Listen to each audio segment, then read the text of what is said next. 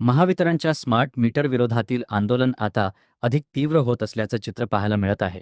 Rashtrawadi Congress party Sharad Pawar पक्षाचे प्रदेशाध्यक्ष शशिकांत शिंदे यांच्या नेतृत्वाखाली आज महावितरण कार्यालयाबाहेर जोरदार आंदोलन करण्यात आले। सरकारविरोधी घोषणाबाजी करत कार्यकर्त्यांनी स्मार्ट मीटरचा निषेध नोंदवला। यावेळी आंदोलनादरम्यान प्रतिकात्मक स्वरूपात स्मार्ट मीटर फोडून सरकारच्या निर्णयाविरोधात संताप व्यक्त करण्यात आला। महावितरणच्या बोंगळ कारभाराचा महावितरणच्या बोंगळ कारभाराचा स्मार्ट मीटर सक्ती रद्द झालीच पाहिजे। स्मार्ट मीटर सक्ती रद्द झालीच पाहिजे। स्मार्ट मीटर सक्ती रद्द झालीच पाहिजे। स्मार्ट मीटर सक्ती रद्द झालीच पाहिजे। अरे राष्ट्रवादी काँग्रेस पक्षाचा विजय हो। राष्ट्रवादी काँग्रेस पक्षाचा विजय हो। अरे या सरकारचं करायचं काय? खाली मुंडे वर पाय। अरे या सरकारचं करायचं काय? खाली मुंडे वर पाय।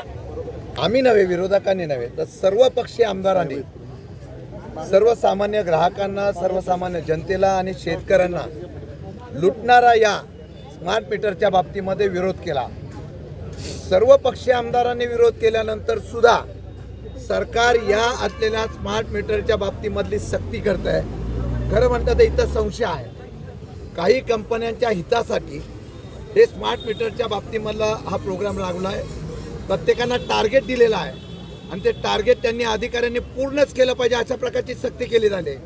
गावागावात विरोध होतोय, शहरात विरोध होतोय, तरी सुद्धा जबरदस्ती आपण ह्या असलेल्या संदर्भामध्ये हा निर्णय लादण्याचा प्रयत्न MSEBचे अधिकारी करतायत।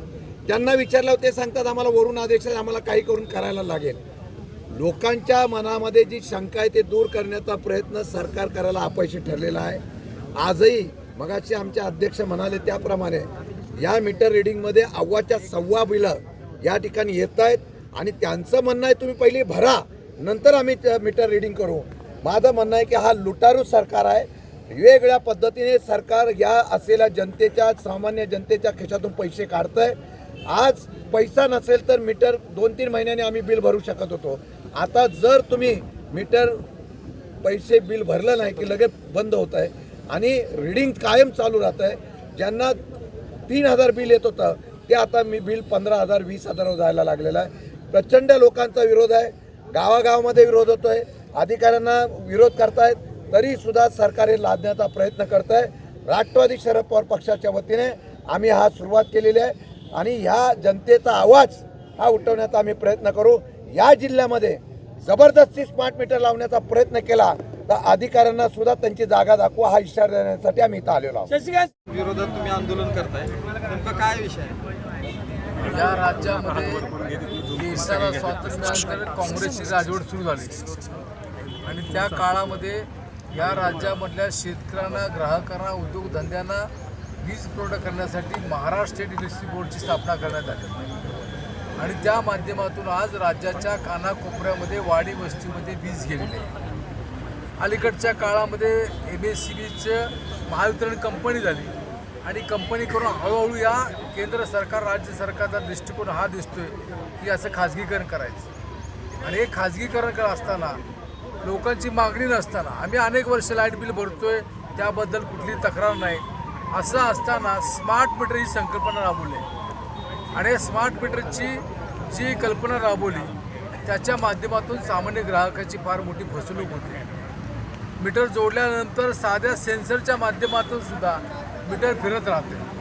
त्याचप्रमाणे एखाद्या ग्राहकाचं घरगुती वीज 1-2-3 दिवस भरायला वेळ झाला तर ॲटोमॅटिक कट केलं जातं आणि ही एकंदर जुलूमशाही चालली आहे आणि त्याच्याविरुद्ध राष्ट्रवादी काँग्रेस शरद पवार पक्षाच्या वतीनं आमचे प्रदेशाध्यक्ष शशिकांत शिंदे साहेबांच्या नेतृत्वाखाली आम्ही आज या ठिकाणी आंदोलन जाहीर केलेलं आहे। त्याप्रमाणे आम्ही इथं आलेलो आहे।